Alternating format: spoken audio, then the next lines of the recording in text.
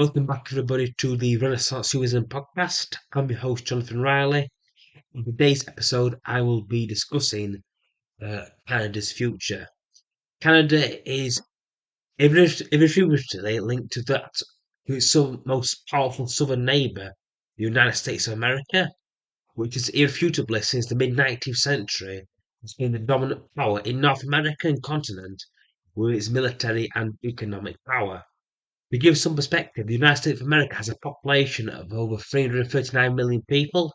In contrast, Canada has a population of around 38 million people, with 20% of those people being immigrants to the nation of Canada.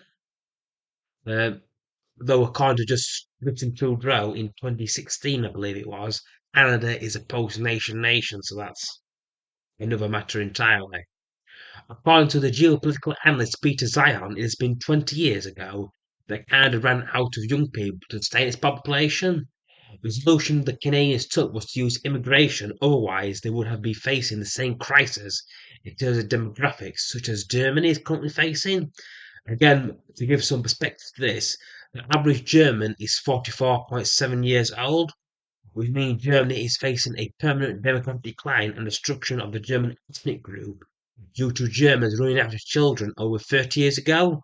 And now those children don't exist, causing issues, and also that the German current population are now running out of adults. Again, I shall reiterate that Canada, just like British, view immigration as a way to strengthen their population. However, like the British, the Canadians do not build enough houses, like the British don't build enough houses to actually grow their population. So they're bringing the immigrants, but not facing the issues actually causing people not to have children, such as needing more homes. Furthermore, policies have not been implemented to stimulate social policies of pro-motherhood, pro-fatherhood, and building an economic environment where people can start families, maintain their populations using the traditional method traditionally used by humanity, aka getting a woman pregnant by a man leads to a child within 9 months, followed by 18 years of child raising and education. However, in reality, with the nature of the brain economy, and the advanced economies in the Western world, which requires longer and longer education, the age of dependency is extended to the late 20s and not even the early 30s, just to the need to educate the actual workforce. Historically, Canada, barring the War of 1812, has never been a persistent threat to the United States of America, so America often granted concessions to Canada.